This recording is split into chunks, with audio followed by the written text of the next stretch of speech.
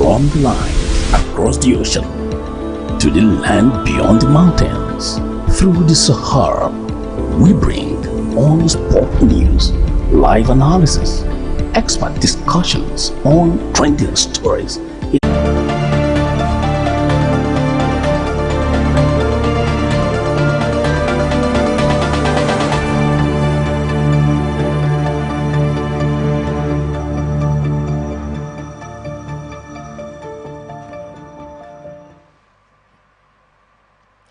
The best way to predict the future is to create it.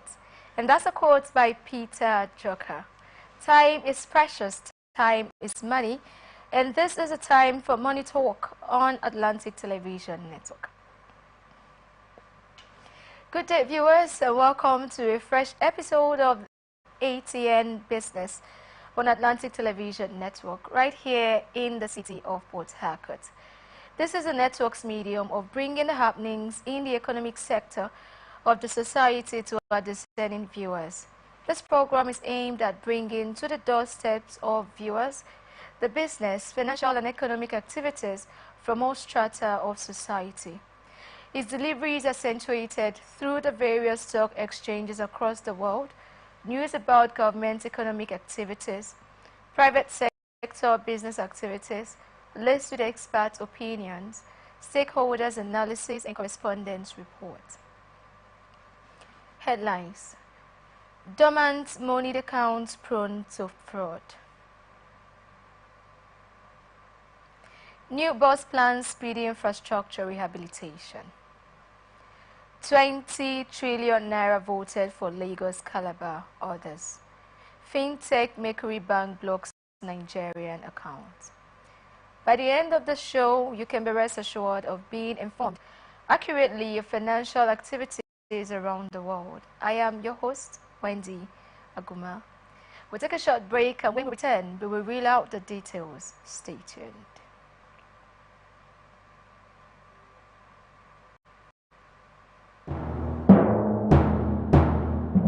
Corruption not in my country. Why you just dey jack us up and down like this now? I hope nobody carry belle. Why you ask oh? Because this road wey you dey see so, e no guarantee safe delivery o. We just dey vote for government, but we no get good governance. At all. Road so e no dey. Light o usa. The infrastructure nko, e come turn to be forbidden fruit for the city. Corruption spoil everything.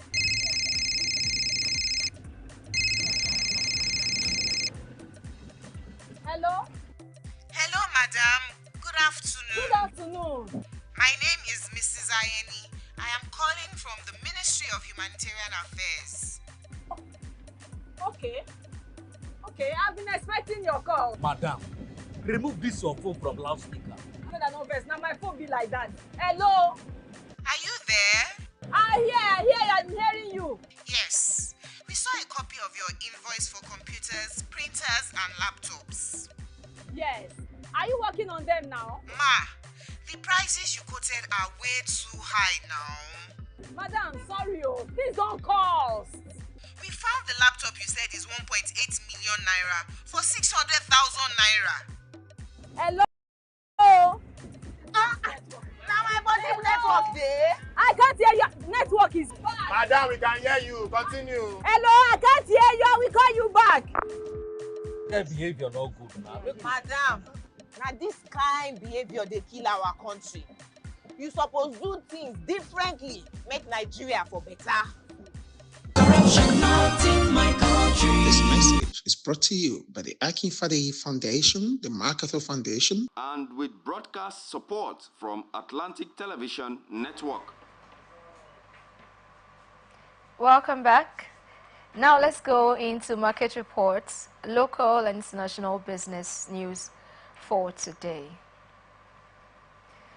Governor of the Central Bank of Nigeria, Olayemi Cardoso, has said that monies in dormant accounts in banks are susceptible to fraud. He said this on Tuesday at the end of the 296th meeting of the Monetary Policy Committee in Abuja, where he announced a further hike in the benchmark interest rate to 26.75%. The CBN recently directed financial institutions under its watch to transfer funds in dormant accounts, unclaimed balances, and other financial assets to its custody for safekeeping. According to the Apex Bank, the objective of the move includes identifying dormant accounts, unclaimed balances, and financial assets to reunite them with the financial owners, holding the funds in trust for the financial owners, standardizing the management of dormant accounts, unclaimed balances, and financial assets, and establishing a standard procedure for reclaiming warehoused funds. Also, the CBN governor noted that members of the MPC emphasized the need for a clear exit strategy on the recently announced duty waiver for food imports. On the gross domestic product of the country growth projections, the CBN governor said real GDP year-on-year grew by 2.98% in the first quarter of 2024, compared with 3.46% in the fourth quarter of 2023, driven by both the oil and the non-oil sectors. Staff forecasts, however, suggest that the domestic economy will grow by 3.38% in 2024, while the IMF has projected growth at 3.1% in 2024. As of July 18, 2024, external reserves stood at $37.05 billion, compared with $34.70 billion as of the end of June 2024.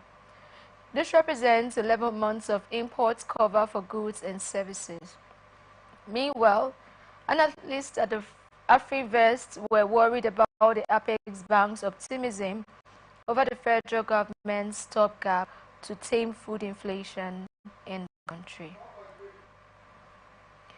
Organized private sector has declared that the hike in the monetary policy rate of the Central Bank of Nigeria will raise the cost of borrowing from banks, worsen hardship, and increase costs of production in Nigeria.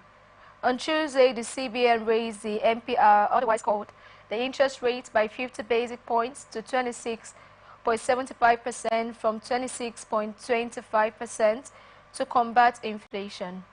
The decision was made at the 296th Monetary Policy Committee meeting held on July 22nd and 23rd, 2024. CBN Governor Olayemi Cardoso explained that the committee was mindful of the effects of rising prices of items on households and businesses and expressed the bank's resolve to take necessary measures to bring inflation under control. The MPC also retained the cash reserve ratio of deposit money banks at 45% and merchant banks at 14%, as well as the liquidity ratio at 30%. But the organized private sector expressed worry over the hike in interest rates by the Apex Bank. The Vice President of the Nigerian Association of Small-Scale Industrialists, Segun Kuti George, said the increase would pose greater difficulties. He said this is because the cost of loans on which many businesses depend will go up.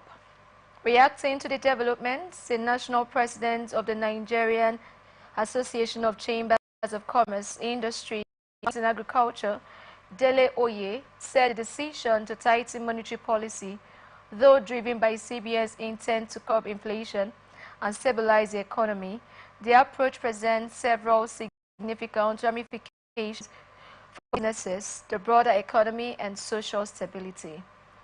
Highlighting the implications of the increment, Oye listed them as increased borrowing costs, inflationary pressures, and financial strain on businesses. Speaking on the alternative approaches to inflation control, the CBN and the federal government of Nigeria may consider or advise that addressing inflation requires a nuanced approach that balances monetary policy with other economic strategies to encourage growth and stability. He highlighted structural reforms aimed at improving supply chain efficiency can help mitigate inflationary measures. Investments in infrastructure, transportation, and logistics can reduce the cost of goods and services, thereby controlling inflation without the need to raise interest rates. Electricity distribution companies in Nigeria generated revenue of 291.2 billion naira in the first quarter of 2024 amid the blackout in parts of the country. This was even as the nation lost 673 megawatts of power generation capacity due to gas shortages during the period. In a report by the Nigerian Electricity Regulatory Commission, this was stated that the revenue generated by the DISCOs was out of the 368.65 billion naira billed to customers in the first 3 months of the year. According to NERC, the total revenue collected by all DISCOs in 2024 Q1 was 291.62 billion naira out of 368.65 billion naira billed to customers. This translates to a collection efficiency of 79.11%, which represents an increase of plus 5.32 percentage points when compared to 2023 Q4, 73.79%. The report revealed that the average available generation capacity across all the 27 plants in the country during the quarter was 4,249. That's 10 megawatts, representing a loss of 673.60 megawatts, or a 13.68% decrease compared to the 4,922.26 megawatts recorded in the fourth quarter of 2023. It is said 17 out of the 27 grid-connected plants recorded decreased available generation capacities in Q1 24 compared to Q1 2023. Recall that this was a period when Nigeria has experienced a prolonged power crisis as gas companies refused to supply gas to the power generating companies due to unpaid debts. In the period under review, the average energy offtake by the DISCOs at their trading points was 3,283.87 megawatt hours, a decrease of 429.29 megawatts per hour compared to the 3,713.16 megawatts per hour recorded in Q4 2023. The total energy received by all DISCOs in 2024 Q1 was 7,171.93 gigawatt hours, while the energy billed to end-use customers was 5,769.52 gigawatts per hour, translating into an overall billing efficiency of 80.45%. This represents an increase of 2% relative to the 78.45% recorded in the last quarter of last year. We'll be back after the short break.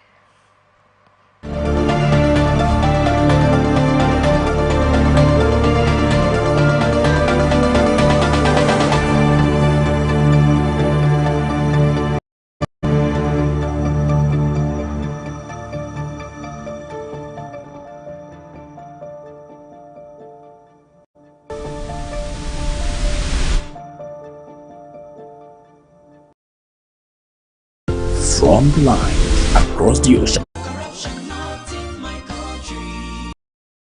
Kasali!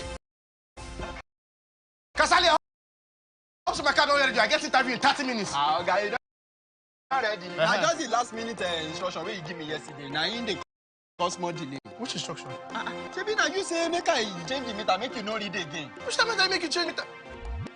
Oh, Kasali, why you do like this now? You don't get sense. You don't read the text message. I won't send them to. Like Kasali, my electrician, make it come house, call me do my meter so that you don't go to read again. You the electrician. The electrician. Yes, now. So you call Kasali electrician, make it come help you adjust your meter, make it for no read again, Abi. So you said you want join people where be say no one they pay NEPA bill again, Abi. Oga, it no good now.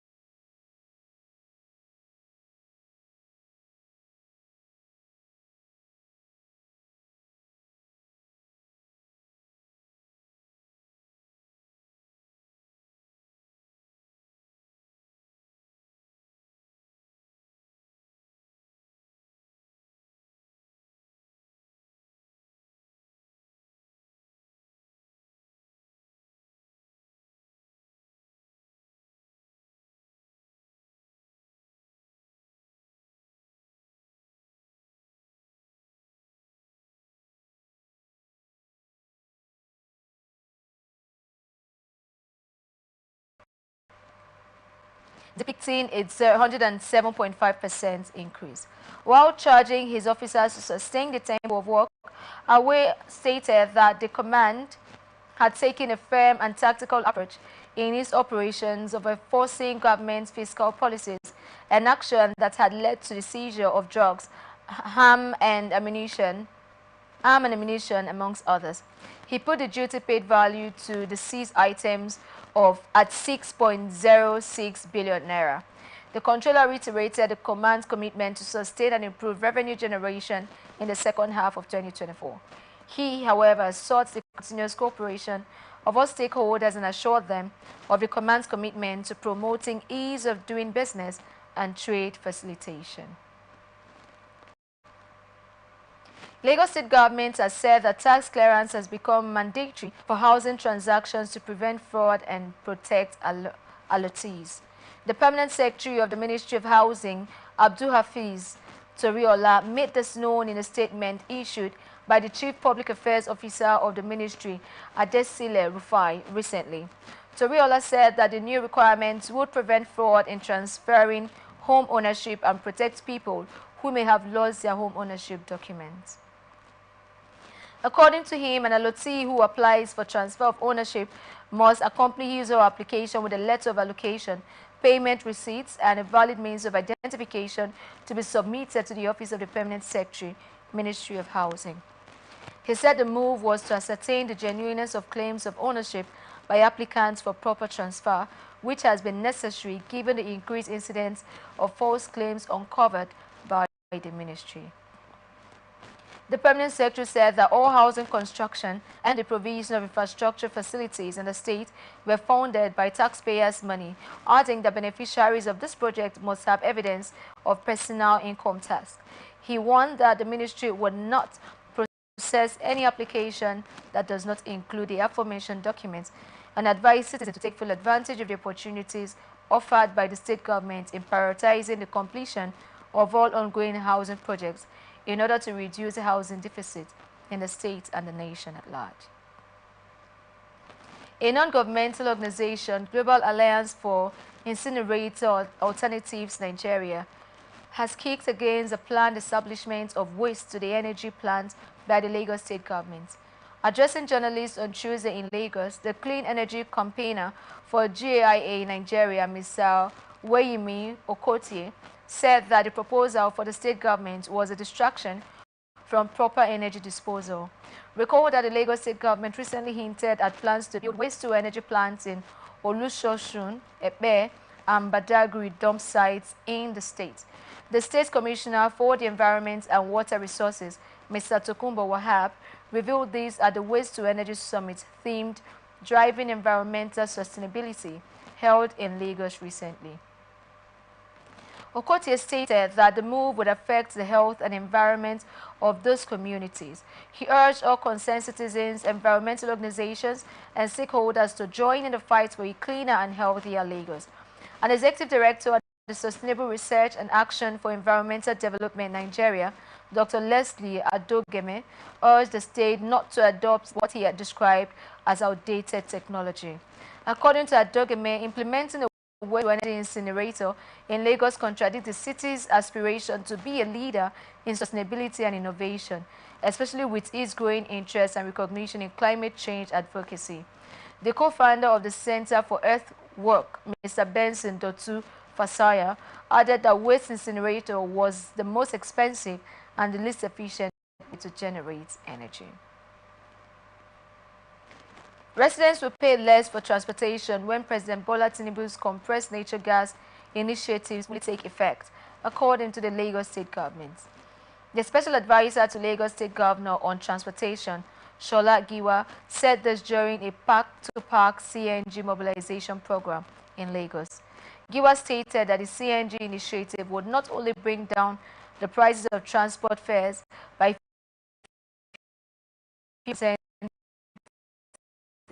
in the state and country at large, but would also decrease the concentration on the premium motor spirits commonly. Also speaking at the sensitization program, a former national president of the National Union of Road Transport Workers and the current chairman of the Board of Trustees, Najim Yassin, appealed to transporters to the initiative and reduce the cost of conveying passengers.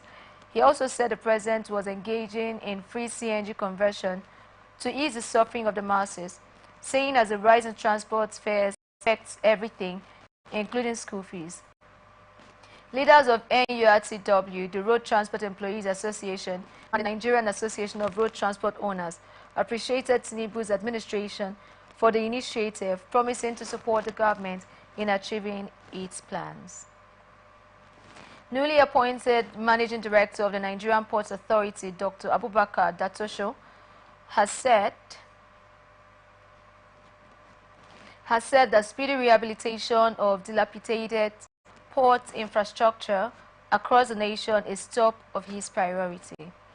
In a statement on Tuesday, Datosho disclosed this during an unscheduled visit to the Tuscan Island ports. He vowed to collaborate with port stakeholders in a bid to deliver efficient services at the country's seaports.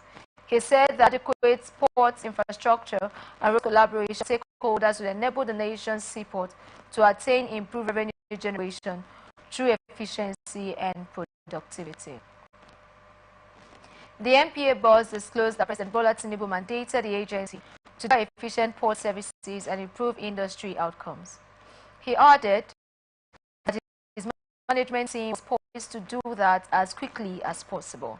According to the new NPA boss, port competitiveness is dependent on sound infrastructure. He noted that the NPA would deliver on that necessity as soon as possible to better serve Nigeria's domestic cargo needs and those landlocked neighboring nations.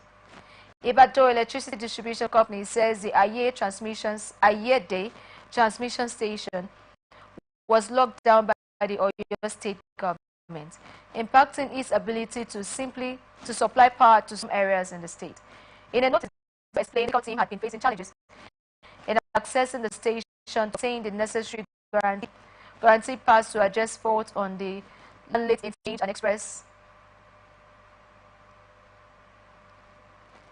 and express 33 kVA feeders. Consequently, over 30 communities have been plunged into darkness. While apologizing to its customers, the power company said they were closely monitoring the situation with their partners in the electricity value chain and will keep customers updated. Our correspondent contacted the IBEDC spokesperson, Bosolami Tuwase, to get details about the reason for sealing off the transmission station. However, Tuwase declined comment, asking our correspondent to speak with the transmission company of Nigeria. The TCN spokesperson, Didi Mba, did not answer calls to her phone as of Tuesday evening. When contacted, the chief press secretary to the Oyo State Governor, Solomon Olariwaju, said he was not aware of the situation. According to reports, some government facilities were recently disconnected over debts. We are open for advert placements, bookings, and commercials, and you can connect with us and watch us on ATN socials, Facebook and YouTube, Atlantic Television Network, Instagram and TikTok, Atlantic-TV-Network 1, X formerly Twitter, Atlantic-TV-Net. Watch us live on our website, atlantic-network.tv. National Assembly has passed the 6.2 trillion naira budget amendment bill for the third reading as the federal government is to spend about 2 trillion naira on the Lagos-Calabar Highway and other road projects. The bill was passed after the chairman of the Senate Committee on Appropriation, Olamilekan Adeola, APC Ogun West, represented his committee's report on the 2024 Appropriation Amendment Bill. On July 17, 2024, President Bola Tinubu transmitted to the Senate a bill for an act to amend the Appropriation Act 2024 to provide for the sum of 6.2 trillion naira with 3.2 trillion naira for capacity expenditure and 3 trillion naira for a recurrent expenditure. The documents show that 700 billion naira would be used for the country's coastal road that would run from Lagos to Calabar, traversing Lagos, Ogun, Ondo, Delta, Bayelsa, Port Harcourt, Akwa Ibom, and Cross River State. The Port Harcourt to Maiduguri railway line would go 530 billion naira, as the line would pass through Abia, Enugu, Ebonyi, Anambra, Benue, Nasarawa, Plateau, Kaduna, Bauchi, Gombe, Yobe, and Borno.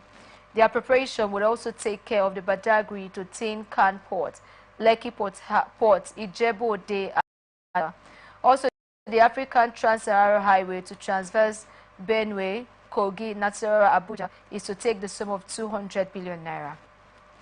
Another component in the bill also stated that the water irrigation and dam development projects, amongst others, would take 349 billion naira. The livestock development program was awarded 75 billion naira. Olamilekon said the committee met and deliberated with the Minister of Budget and Economic Planning and deliberated on the scope of the bill as well as its source of funding the projects. The bill was thereafter passed for the third reading after a voice vote by the Senate President. Vice President Senator Kashim Shettima has inaugurated the Artificial Intelligence Expertise, Blockchain and Technology Training and Outsourcing Initiative in Dutse, Jigawa State, as part of Nigeria's strategic plan for digital transformation and leadership in Africa. The government inaugurated the initiative in partnership with a tech company to train 1,000 Nigerians annually in cutting-edge technologies such as artificial intelligence, blockchain, and others. Speaking at the launch, Shettima, in a statement on Tuesday, expressed confidence that Nigeria was poised to overtake the rest of the world in terms of economy and technology. He emphasized the importance of digital transformation in driving economic growth and development. The Vice President commended Jigawa State's pioneering role in digital technology adoption, calling the program a homecoming ceremony for those who have eased our journey through the fourth industrial revolution. He also outlined the federal government's broader vision, saying that we're adopting this initiative across the country to create a network of tech hubs that will power Nigeria's economic growth for decades to come.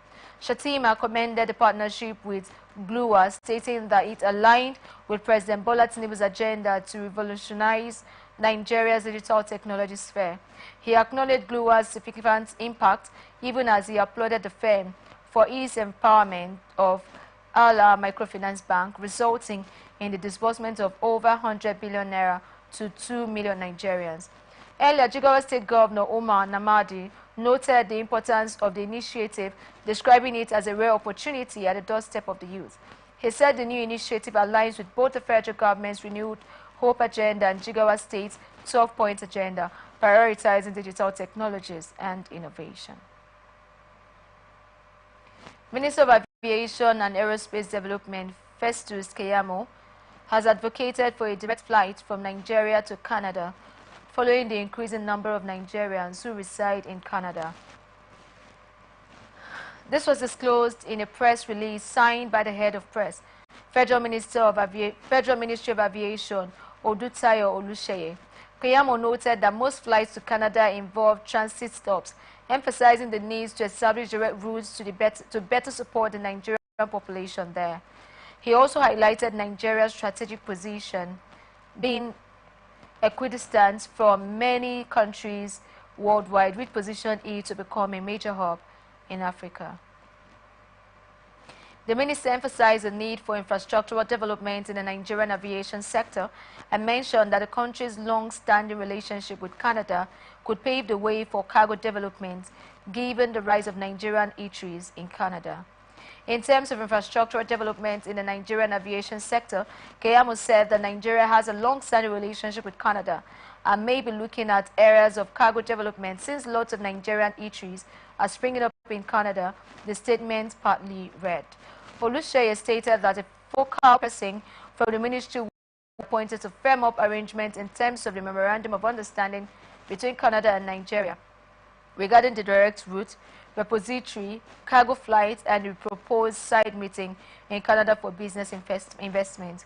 The Canadian High Commissioner in Nigeria, Jamie Christophe, noted that around 18,000 Nigerian students were in Canada, with the Nigerian population expanding across various sectors. He mentioned that steps would be taken to explore the possibility of establishing a direct flight route to Canada. Christophe also highlighted Canada's robust aviation sector, valued at approximately $20 billion, and expressed his willingness to connect private sector investors with opportunities in Nigeria.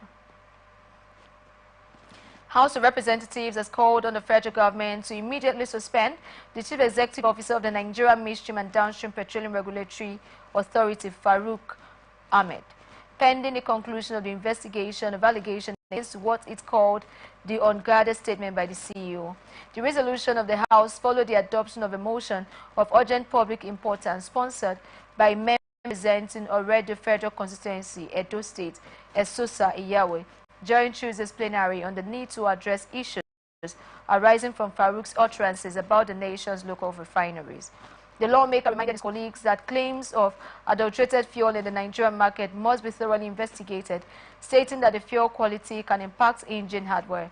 This, he said, is the reason ultra-low sulfur diesel is recommended for all types of power plants, storage tanks, industrial facilities, fleets and heavy equipment, and even ships, as high sulfur content in fuels causes damage to engines and contributes to air pollution.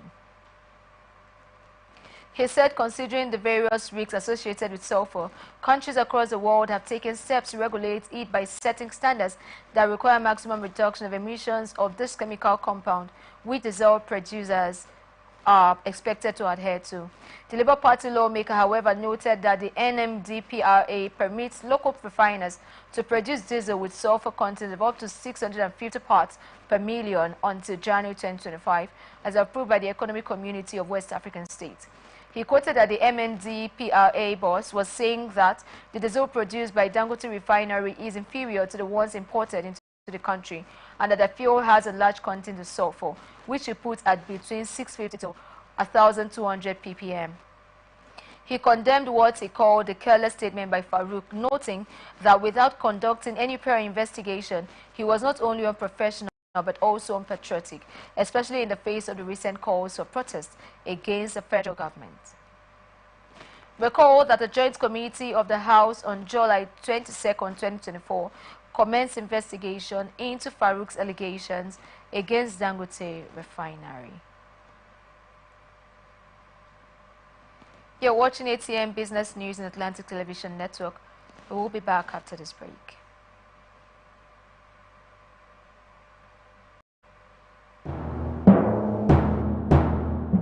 Corruption not in my country.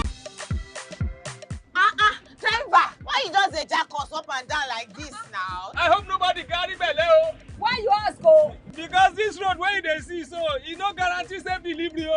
We just dey vote for government, but we not get good governance. At all. Road so e no dey. Light usa.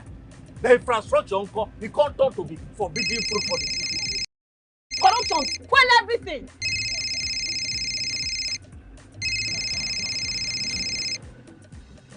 Hello? Hello, madam. Good afternoon. Good afternoon.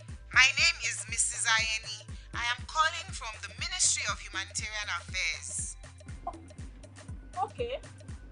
Okay, I've been expecting your call. Madam, remove this your phone from loudspeaker.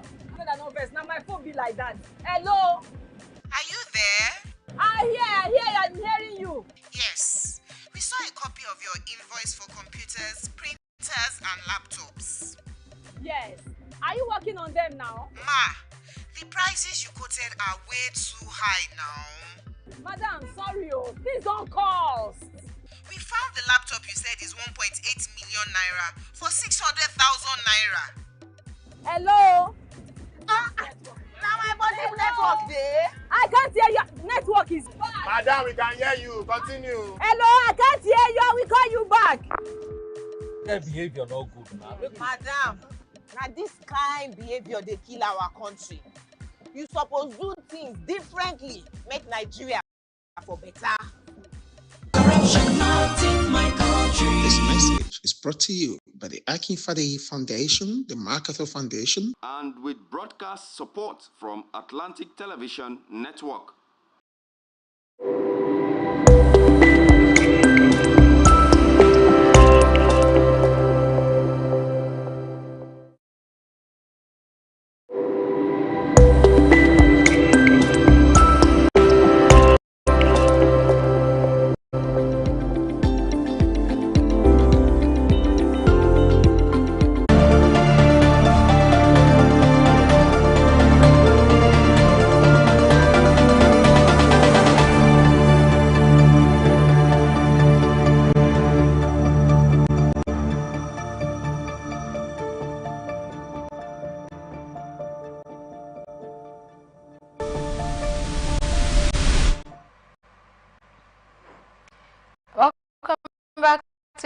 ATM Business on Atlantic Television Network. Now to the rest of it. We have Times channel 194 view live on YouTube. American financial technology company Mercury has announced plans to terminate the accounts of businesses based in several countries, including Nigeria, effective from August 22, 2024. This decision comes as part of revised eligibility criteria for opening accounts recently updated by the company. In a list posted on its website, Mercury has identified 15 African nations among 37 countries worldwide where it would not. Countries such as Russia are also included in this list. Additionally, Mercury will see 7 companies whose founders hold passports from countries like Belarus, Cuba, Iran, North Korea, Syria, Ukraine, and Venezuela. Affected countries receive emails notifying them of the upcoming account closure. Mercury expressed regret for any inconveniences caused and assured support during the transition period, stating, "We support U.S. companies founded by people across the globe, as well as founders of capital firms. However, we currently can't open accounts for founders living in the following countries and regions." Customers have been advised to take necessary actions before the August 22nd deadline, after which access will be limited to viewing account documents. The company did not provide detailed reason for these changes in eligibility criteria. A prominent voice in the Nigerian tech community, expressed concerns on social media about the potential impact on fintech startups in the country, tweeting hopefully it doesn't affect all those multi-currency startups. This move is not the first time Mercury has taken action against African tech startup. Founded in 2024, Mercury serves over 100,000 businesses, with a significant portion being startups. U.S. has opened an investigation into Delta Airlines as it struggles to recover from last week's global IT shortage. Secretary Pete Buttigieg had said Delta must provide passengers with refund and other compensation for disrupted travel as required by law. A day earlier, Delta, which has cancelled more than 5,000 flights since Friday, signaled it would take several more days for operations to return to normal. Meanwhile, CrowdStrike's boss, George Kurtz, whose cybersecurity firm sparked the chaos with a faulty overnight update, has also been called to testify in Congress. The House Committee for Homeland Security said in a letter, "While we appreciate CrowdStrike's response and coordination with stakeholders, we cannot ignore the magnitude of this incident." It added, "Recognizing that Americans will undoubtedly feel the lasting real-world consequences of this incident, they deserve to know in detail how this incident happened and the mitigation steps CrowdStrike has taken." CrowdStrike said it was working on ways to make it easier and faster to fix the issue, which downed an estimated 8.5 million Microsoft Windows devices globally, hitting airlines, systems, and other services. In many cases, IT teams had to reboot computers manually. Delta, which appears to have had more difficulty recovering than others, said that its crew staffing system had been affected by the incident. As of Tuesday morning, it had already cancelled more than 400 flights and delayed hundreds of others, following more than 1,150 cancellations a day earlier, according to Tracking Flights Aware. Delta said it was focused on restoring operation and fully cooperating with the Department of Transportation's investigation. Senator Maria Cantwell, who leads the Senate Committee, also sent a letter to the company noting that it had been far slower than other airlines to recover. She faulted the firm for inaccurately describing passengers' right to refunds on its website, noted its responsibility to ensure live customer service agents are available to assist customers. Israeli cybersecurity firm Wiz has rejected a $23 billion, that's 70.8 billion pounds takeover offer from Google parent company Alphabet in what would have been its largest ever acquisition. In an internet memo to staff seen by the BBC, Wiz founder and chief executive Asaf Rappaport said he was flattered by the offer. He said the company would instead seek to reach $1 billion, that's 775 million pounds, in revenue before selling shares to the public. A source close to the deal revealed that the offer was very tempting, but Wiz believed enough to it alone and attempt to become the biggest cybersecurity company in the world. Earlier this year, the firm reported an annual recurring revenue of $500 million, that's 387 million pounds, and it claimed itself to be the fastest growing software company in history in 2022 when it reached $100 million, that's 74 million pounds in annual revenue in its first 18 months. Wiz is a third venture by Mr. Rappaport and his three co-founders, Amit Roy Zinek and Yunon Kostik, who first met while serving in the Israeli military. Many of the biggest Israeli cybersecurity companies in the world have been created by people who served in this division, including Checkpoints, Palo Alto, and Amaze. In 2012, the founders started a cybersecurity company called Adalom, which was bought by Microsoft for $320 million, that's 248 million pounds, 3 years later. They founded their team to the tech giant as part of the deal, where they worked on security products. They left Microsoft and launched Wiz in March 2020. Google's acquisition of Wiz have been the tech giant's largest ever acquisition.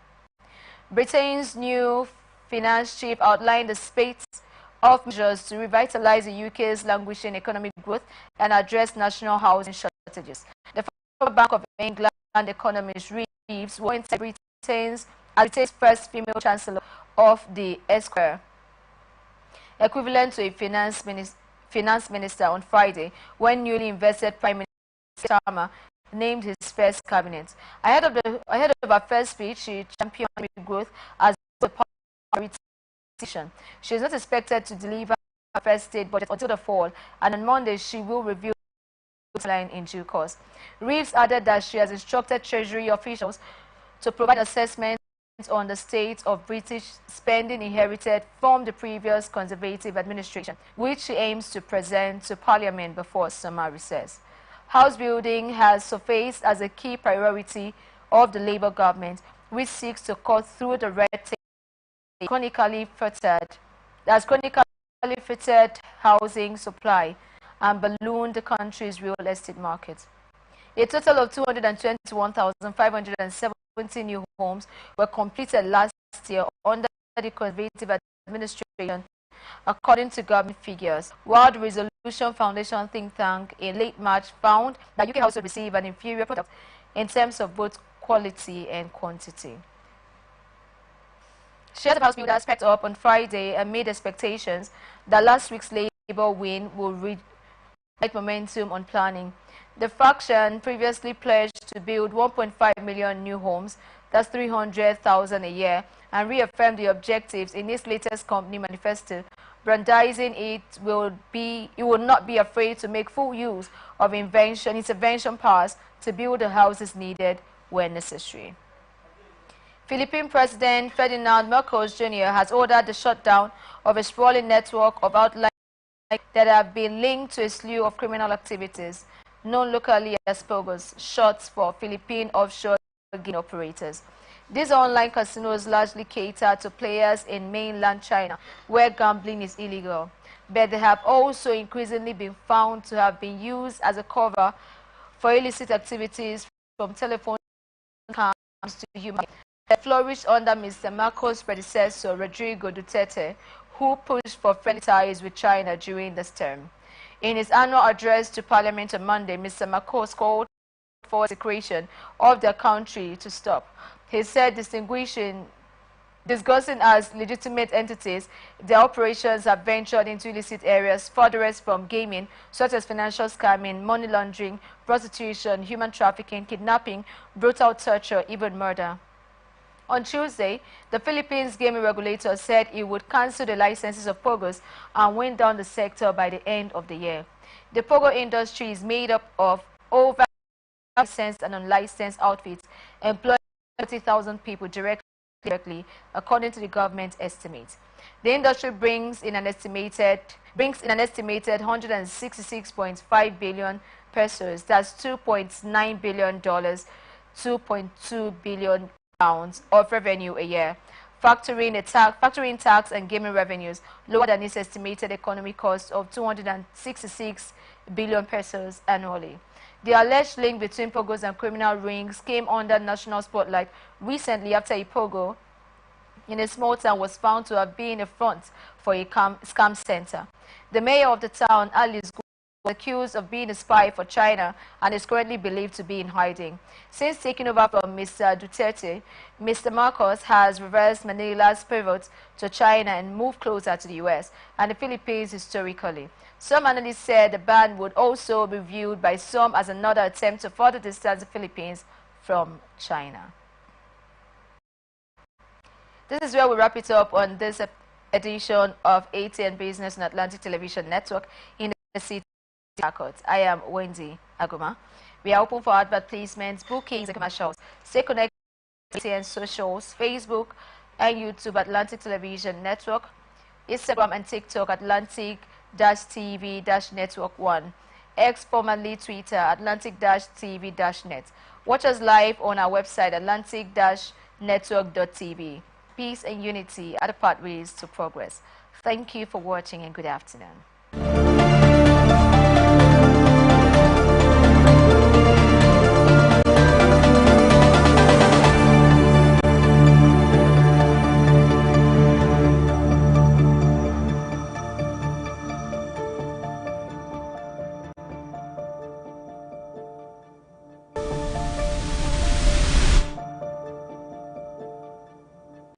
From the line across the ocean